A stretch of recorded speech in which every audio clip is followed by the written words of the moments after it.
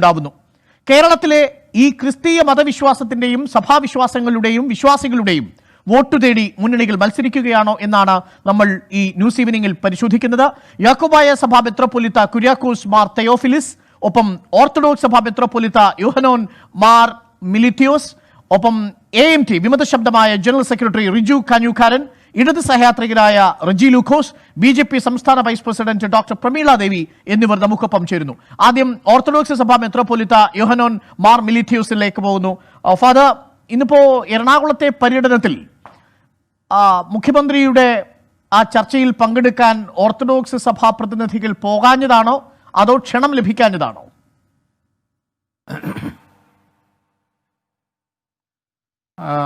Doctor Arun, അതേക്കുറിച്ച് എനിക്ക് വ്യക്തമായ ഒരു അറിവില്ല.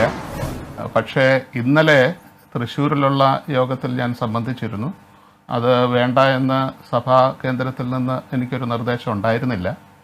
ഒരു പക്ഷേ ഈ കമ്മ്യൂണിക്കേഷൻ്റെ ഒരു പ്രശ്നമുണ്ടായിരിക്കാം എന്നാണ് ഞാൻ കരുതുന്നത്. അതിനപ്പുറത്ത് മനഃപൂർവമായ ഒരു ആബ്സെൻസ് ആ കാര്യത്തിൽ ഉണ്ടായിരുന്നു എന്ന് ഞാൻ കരുതുന്നില്ല. അതാണ് എനിക്കിപ്പോൾ പറയാൻ സാധിക്കുള്ളൊരു ചോദ്യം. ഈ സർക്കാരിൽ ഓർത്തഡോക്സ് സഭയ്ക്ക് വിശ്വാസം നഷ്ടപ്പെട്ടോ? ഏത് സർക്കാരും ജനത്താൽ തിരഞ്ഞെടുക്കപ്പെടുന്നതാണ്. അതുകൊണ്ട് തന്നെ ജനത്തിൻ്റെ പിന്തുണയുള്ള സർക്കാരാണ്. മറിച്ച് ഒരു തീരുമാനം എടുക്കുന്നത് വരെ അങ്ങനെ ഒരു ഏകപക്ഷീയമായിട്ടോ സമ്പൂർണമായിട്ടോ ഒരു അവിശ്വാസത്തിൻ്റെ വിഷയം ഓർത്തഡോക്സ് സഭയ്ക്കില്ല. ഈ കഴിഞ്ഞ ദിവസം തന്നെ മലങ്കര ഓർത്തഡോക്സ് സഭയുടെ സുന്നോദോസ് കോട്ടയത്ത് ചേർന്ന് സാഹചര്യത്തിനനുസരിച്ച് സർക്കാരുമായിട്ടുള്ള ചർച്ചയും ബന്ധവും തുടരണം എന്ന് തന്നെയാണ് തീരുമാനിച്ചിട്ടുള്ളത്. അതിൽ നിന്ന് എന്തെങ്കിലും വ്യത്യാസം വന്നതായിട്ട് ഞങ്ങളെ അറിയിച്ചിട്ടില്ല. അറിഞ്ഞുകൂടാത്ത ഒരു കാര്യം. മലപ്പുറത്തെ മുഖ്യമന്ത്രിയുടെ പര്യടന വേദിയിൽ വെച്ച് ഈ ഓർത്തഡോക്സ് സഭയെ അപമാനിച്ചു എന്ന തരത്തിലുള്ള ചില പ്രസ്താവനകൾ വന്നിരുന്നു. ആ വിഷയത്തിൽ സംസ്ഥാന സർക്കാരും മുഖ്യമന്ത്രിയും അന്നെടുത്ത നിലപാട് ശരിയാണ് എന്ന നിലപാടിലേക്ക് ഓർത്തഡോക്സ് സഭ എത്തിച്ചേർന്നിട്ടുണ്ടോ? അങ്ങനെ ശരി തെറ്റുകൾ പരിശോധിക്കേണ്ട ഒരു കാര്യമില്ല. അത് ബഹുമാനപ്പെട്ട അച്ഛൻ ചോദിച്ച ഒരു ചോദ്യം എൻ്റെ അഭിപ്രായത്തിൽ ഞാൻ അച്ഛനുമായിട്ട് സംസാരിച്ചിരുന്നു വിശദമായിട്ട്. ചില തെറ്റിദ്ധാരണയുടെ അടിസ്ഥാനത്തിൽ ഉണ്ടായിരുന്ന ഒരു ചോദ്യമാണ്. തീർച്ചയായിട്ടും ആ ചോദ്യത്തിൻ്റെ മറുപടി പറയുന്ന സന്ദർഭത്തിൽ അത് വ്യക്തിപരമായ ഒരു പ്രതികരണമാണ് അച്ഛൻ്റെ ഭാഗത്തു നിന്നുണ്ടായത്. അതല്ലാതെ ഒരു ഓർത്തഡോക്സ് സഭയുടെ എന്ന വിധത്തിൽ അതിനെ കാണാൻ ശ്രമിക്കാതിരിക്കുകയാണ് നല്ലത്. ഓർത്തഡോക്സ് സഭ ഏത് സർക്കാരുമായിട്ടും നല്ല ബന്ധത്തിൽ നിലനിൽക്കാൻ താല്പര്യപ്പെടുന്ന ഒരു മതവിഭാഗം. അതായത് ആ ചോദ്യം ആ അച്ഛൻ ഒഴിവാക്കേണ്ടിയിരുന്നുവെന്നാണോ? തീർച്ചയായിട്ടും ഇതൊരു പൊതുവേദിയാണ്. ഞാൻ അച്ഛനുമായിട്ട് വിശദമായിട്ട് സംസാരിച്ചു. ഇവിടെ ഈ പത്രവാർത്തകൾ മാത്രം ശ്രദ്ധിച്ചുകൊണ്ട് ഒരു കാര്യത്തെ മനസ്സിലാക്കാൻ ശ്രമിച്ചാൽ നമുക്ക് ചില്ലറ അബദ്ധങ്ങളുണ്ടാവും. അങ്ങനെ ഒരു പശ്ചാത്തലം അച്ഛൻ്റെ ആ ചോദ്യത്തിൽ ഉണ്ടായിരുന്നു എന്നാണ് അച്ഛനുമായിട്ട് സംസാരിച്ചതിൽ നിന്ന് ഞാൻ മനസ്സിലാക്കുന്നത്. മാത്രമല്ല എല്ലാ മതവിഭാഗങ്ങളും എല്ലാ സമൂഹങ്ങളും ഒക്കെ ഉള്ള ഒരു സന്ദർഭത്തിൽ ആ ചോദ്യം ഒഴിവാക്കാമായിരുന്നു എന്നാണ് എൻ്റെ വിലയിരുത്തൽ. ഈ കേന്ദ്ര സർക്കാരിൽ നിന്ന് ആദ്യത്തെ ദിവസം പ്രധാനമന്ത്രി ചർച്ചയ്ക്ക് വിളിച്ചത് ഓർത്തഡോക്സ് സഭാ പ്രതിനിധികളെയാണ് എന്നുള്ളതും വളരെ കൗതുകകരമായ ഒരു കാര്യമാണ്. ആ വിഷയത്തിൽ കേന്ദ്ര സർക്കാരിൽ നിന്ന് ഈ തർക്കവുമായി ബന്ധപ്പെട്ടുകൊണ്ട് സുപ്രീം കോടതി വിധി കൃത്യമായും നടപ്പാക്കാം എന്നൊരു ഉറച്ച പിന്തുണയോ ഉറപ്പോ പ്രധാനമന്ത്രി തന്നിട്ടുണ്ടോ? അങ്ങനെ ഉണ്ടെന്ന് ഞാൻ കരുതുന്നില്ല. ഞാൻ പോയ ആളുകളുടെ വാർത്താ സമ്മേളനം പൂർണ്ണമായിട്ട് കണ്ടു. നേരിട്ട് സംബന്ധിച്ച മെത്രാപ്പോലീത്തമാരുമായിട്ട് സംസാരിക്കാൻ എനിക്ക് അവസരം കിട്ടിയില്ല. പക്ഷേ പൊതുവായി ആരെങ്കിലും ആദ്യം വിളിക്കണമല്ലോ. അതല്ലാതെ ഓർത്തഡോക്സ് സഭയെ ആദ്യം വിളിച്ചു എന്നുള്ളത് ഒരു പ്രത്യേകതയായിട്ട് കാണേണ്ട കാര്യമുണ്ടെന്ന് എനിക്ക് തോന്നുന്നില്ല. ഒരു കേന്ദ്ര സർക്കാരിൻ്റെ മുമ്പിൽ ഒത്തിരി വിഷയങ്ങളുണ്ട്. ഇത് ഭാരതത്തെ മുഴുവൻ എടുക്കുമ്പോൾ അത്ര വലിയ ഒരു വിഷയമാണോ എന്ന കാര്യത്തിൽ എനിക്ക് സംശയമുണ്ട്. അതിൽ മറ്റെന്തൊക്കെയോ താല്പര്യങ്ങൾ തീർച്ചയായിട്ടും ഉണ്ടാകണം. അതല്ലാതെ ഈ വിഷയത്തിൽ ഇപ്പം കർഷകരുടെ വിഷയമുണ്ട്, അതുപോലെ ഈ പൗരത്വ ഭേദഗതിയുടെ വിഷയം ഇതുവരെ തീർന്നിട്ടുണ്ട് എന്ന് എനിക്ക് തോന്നുന്നില്ല. ഇതുകൂടാതെ ഇതിനേക്കാൾ വലിയൊരു പ്രതിസന്ധിയാണ് കോവിഡിൻ്റെ പുതിയ ഒരു മ്യൂട്ടേഷൻ സംഭവിച്ച് വ്യാപിക്കാൻ ശ്രമിക്കുന്ന ഒരു കാലഘട്ടം. ഈ കാലഘട്ടത്തിൽ ഭാരതത്തിൻ്റെ മുഴുവൻ പ്രധാനമന്ത്രിയായിരിക്കുന്ന ഒരു വ്യക്തി ഈ ചെറിയൊരു വിഷയത്തിന് ഇത്രയും സമയം ചെലവഴിച്ചു എന്നുള്ളത് തീർച്ചയായിട്ടും അരുൺ നേരത്തെ പറഞ്ഞ ഒരു ചിന്തയുടെ പശ്ചാത്തലത്തിലും കൂടെ ആയിരുന്നിരിക്കണം.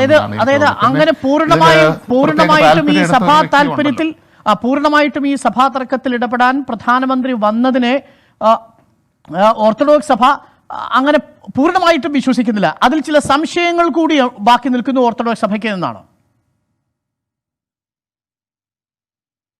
അതിലൊരു രാഷ്ട്രീയ താല്പര്യം ഉണ്ടാവാം എനിക്ക് തോന്നുന്നത്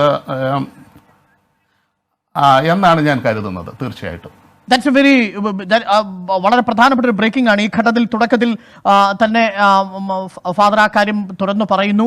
അതായത് കേന്ദ്ര സർക്കാർ പ്രത്യേകിച്ച് PS ശ്രീധരൻ പിള്ള മുൻകൈ എടുത്തുകൊണ്ട് നടത്തിയ ഒരു മധ്യസ്ഥ ശ്രമമാണ്. ആ ശ്രമത്തിന്റെ ഭാഗമായി ഓർത്തഡോക്സ് സഭ പോകുന്നു. ഇപ്പോൾ ഓർത്തഡോക്സ് സഭ മെത്രോപൊലിത്ത യുഹന്നൻ മോർ മെലിത്യൂസ് പറയുന്നത് ആ ചർച്ചയ്ക്ക് പിന്നിൽ ഒരു രാഷ്ട്രീയ താല്പര്യമുണ്ട് എന്ന് സ്വാഭാവികമായും സംശയിക്കണം എന്ന്.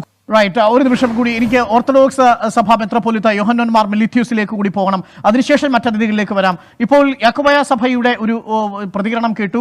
കേന്ദ്ര സർക്കാരിന്റെ ഈ സഭാ തർക്കത്തിൽ കേന്ദ്ര സർക്കാർ ഇടപെട്ടത് ആത്മാർത്ഥമായിട്ടാണെന്നും ഈ യാക്കോബായ സഭ നേരിട്ട നീതി നിഷേധം പ്രധാനമന്ത്രിക്ക് ബോധ്യമായെന്നുമാണ് യാക്കോബായ പ്രതിനിധി ഇപ്പോൾ പറയുന്നത്. ഈ സംസ്ഥാന സർക്കാരിന്റെ ഭാഗത്ത് നിന്ന് ഈ സഭാ തർക്കത്തിന്റെ വിഷയത്തിൽ നീതി ലഭിച്ചു എന്ന് ഓർത്തഡോക്സ് സഭയ്ക്ക് ഇപ്പോൾ പറയാൻ കഴിയുമോ? ഇത് കേന്ദ്ര സർക്കാരും ഈ പറയുന്ന യാക്കോബായ സഭ കേട്ടതുപോലെ അല്ലെങ്കിൽ അവർ പറഞ്ഞതുപോലെ കാര്യങ്ങൾ മനസ്സിലാക്കി ഈ സുപ്രീം കോടതി വിധിയെ മറികടക്കത്തക്ക രീതിയിൽ നിയമനിർമ്മാണം നടത്താനുള്ള ഒരു ഘട്ടത്തിലേക്ക് പോകുമെന്നുള്ള ഭയം ഈ ഘട്ടത്തിൽ ഓർത്തഡോക്സ് സഭയ്ക്കുണ്ടോ?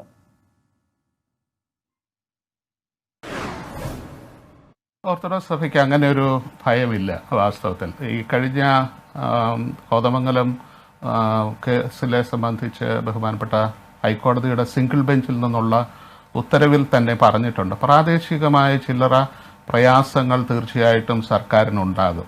അത്തരം സന്ദർഭങ്ങളിൽ ആളുകൾ ഒരുപക്ഷെ ഞങ്ങളുടെ നേതൃത്വത്തിൽ നിന്ന് തന്നെ വളരെ വൈകാരികമായി സർക്കാരിനെതിരെ പ്രസ്താവനകളുണ്ടാകും. പക്ഷേ വളരെ സംയമനത്തോടെയാണ് ഓർത്തഡോക്സ് സഭ ഇതിനെ കാണുന്നത്.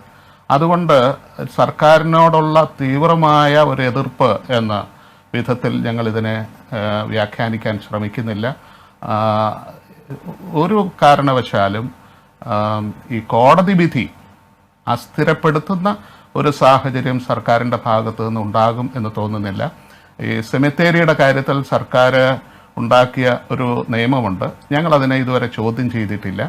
കാരണം അത് ഒരൊറ്റ സ്ഥലത്ത്, അത് നേരത്തെ ചർച്ച ചെയ്തിട്ടുള്ള ഒരു വിഷയമാണ്, ഒരൊറ്റ സ്ഥലത്ത് അല്പം അസ്വസ്ഥതയുണ്ടായി. ആ അസ്വസ്ഥതയുടെയും കൂടെ പശ്ചാത്തലത്തിലാണ് ഒരുപക്ഷെ സർക്കാർ ഇങ്ങനെയൊരു നിയമം പാസ്സാക്കാനിടയായത്. ഞങ്ങൾ ഇതുവരെ അതിനെ കോടതി തലത്തിൽ ചോദ്യം ചെയ്തിട്ടില്ല. കാരണം അത് ഞങ്ങൾക്ക് തന്നെ ഗുണമാകും എന്നുള്ളൊരു പ്രതീക്ഷയാണ് ഞങ്ങൾക്കുള്ളത്. കാരണം അപ്പനെ അടക്കിയെടുത്ത് അല്ലെങ്കിൽ അമ്മയെ അടക്കിയെടുത്ത് അല്ലെങ്കിൽ സഹോദരനെ അടക്കിയെടുത്ത് ആളുകൾ വരികയും സാവകാശം സഭയുടെ ഐക്യത്തിന് ചെറിയ തോതിലെങ്കിലും കാരണമായി തീരുകയും ചെയ്യും എന്നുള്ളതാണ്. പിന്നെ ഇതിനെ ഈ അഭിനന്ദ തൈഫുലോസ് തിരുമേനി പറഞ്ഞതുപോലെ വൈകാരികമായി ഇതിനെ കാണാൻ ശ്രമിക്കുമ്പോൾ ഇത്തിരി ബുദ്ധിമുട്ടുണ്ടാകും. ആ വൈകാരികത ഇന്നും ഇന്നലെയും തുടങ്ങിയ കാര്യമൊന്നുമല്ല. 95 മുതൽ എൻ്റെ ചുമതലയിലുള്ള 22 പള്ളികളാണ് യാതൊരു കേസിൻ്റെയും പിൻബലമില്ലാതെ ആൾക്കൂട്ടത്തിൻ്റെ ബലം കൊണ്ട് മാത്രം, അത് വളരെ സാമൂഹിക വിരുദ്ധരായ ആളുകളുടെ പിൻബലം കൊണ്ട് മാത്രം കയ്യേറുകയും ശവമടക്ക് നടക്കാതിരിക്കുകയും എൻ്റെ പിതാവിനെ തന്നെ എൻ്റെ ഇടവകയിൽ അടക്കാൻ പറ്റിയിട്ടില്ല.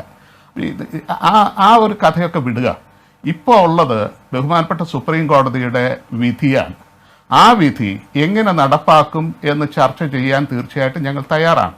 പക്ഷേ ആ ചർച്ചയെ കേസിൻ്റെ വിധിയുടെ നടത്തിപ്പിനെ വൈകിക്കാനുള്ള ഒരു കാരണമായിട്ട് കോടതിയിൽ ഉന്നയിക്കുന്ന ഒരു സാഹചര്യം വന്നപ്പോഴാണ് ഞങ്ങൾക്ക് ബുദ്ധിമുട്ടുണ്ടായത്.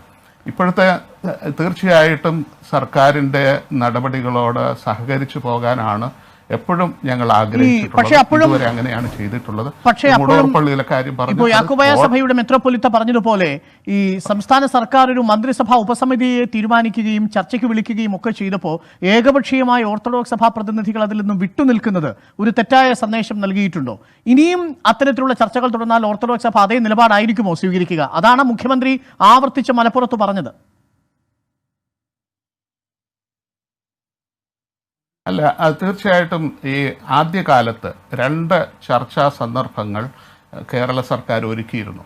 ആ സന്ദർഭങ്ങളിലെല്ലാം ഈ ചർച്ചയ്ക്ക് ഒരു ക്ഷണമുണ്ട് എന്നും അതുകൊണ്ട് കേസിൻ്റെ നടപടികൾ സാവകാശത്തിലാക്കുകയോ നിർത്തിവെക്കുകയോ ചെയ്യണമെന്ന് പാത്രിയർക്കീസ് ഭാഗത്തെ വക്കീലന്മാർ കോടതിയിൽ ആവശ്യപ്പെട്ട ഒരു സാഹചര്യത്തിൽ അങ്ങനെ ഒരു ചർച്ചയെക്കുറിച്ച് ഞങ്ങൾക്ക് ആശങ്കയുണ്ടായിരുന്നു. എന്നാൽ പിന്നീട് അങ്ങനെ തീരെ നിഷേധമായ ഒരു സമീപനം എടുക്കുന്നത് ശരിയല്ല എന്ന ബോധ്യത്തിൽ നിന്നാണ് ഞങ്ങൾ തന്നെ ഇനീഷ്യേറ്റീവ് എടുത്തിട്ടാണ് ബഹുമാനപ്പെട്ട മുഖ്യമന്ത്രിയുമായിട്ട് ചർച്ച നടത്താൻ തീരുമാനിച്ചത്.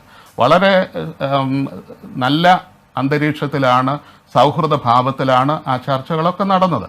പക്ഷേ അവരുദ്ദേശിക്കുന്നത് പോലെ ഈ ചർച്ചകൾ നടക്കുന്ന കൂട്ടത്തിൽ കോടതി ഒരു നിലപാടെടുക്കുകയും ആ നിലപാടിൽ നടപടി ഉണ്ടാകണമെന്ന് കോടതി ആഗ്രഹിക്കുകയും ചെയ്താൽ അത് പറ്റില്ല എന്ന് പറയാൻ ഞങ്ങൾക്ക് സാധിക്കില്ല. ഞങ്ങളത് ആഗ്രഹിക്കുന്നുമില്ല. കാരണം ആത്യന്തികമായി ഇതൊരു സഭയാണ്.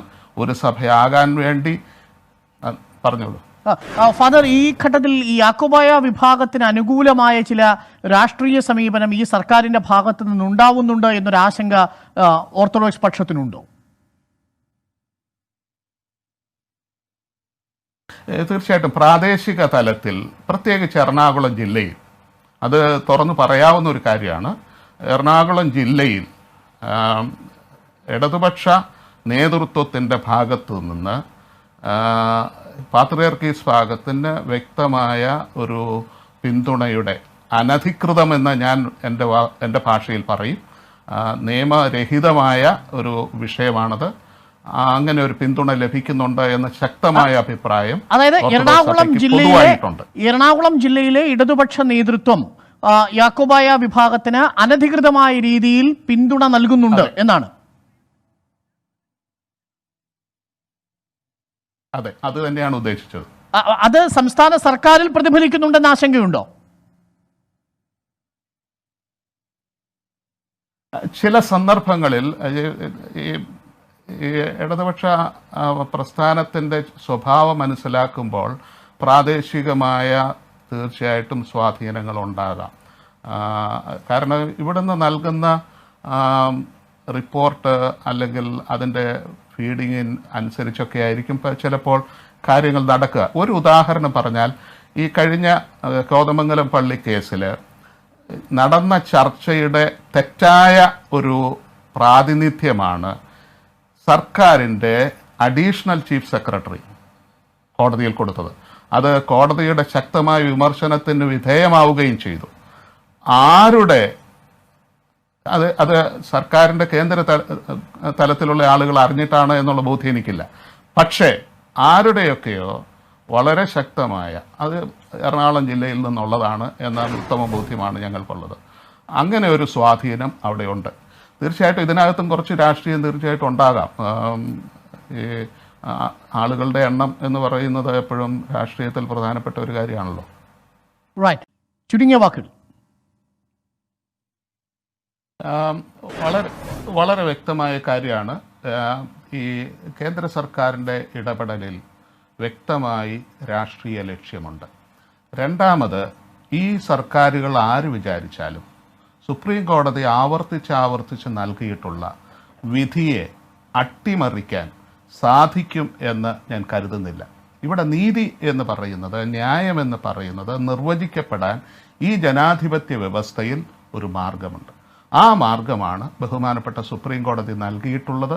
ആ മാർഗത്തെ ശരിയാണോ തെറ്റാണോ എന്ന് നോക്കുന്നതിന് പകരം വിനയത്തോടു കൂടെ അംഗീകരിക്കാൻ ഏവരും, സർക്കാരും രണ്ട് കക്ഷിയും തയ്യാറാകുന്നുവെങ്കിൽ ഈ വിഷയം വളരെ സമാധാനപരമായി പരിഹരിക്കാം.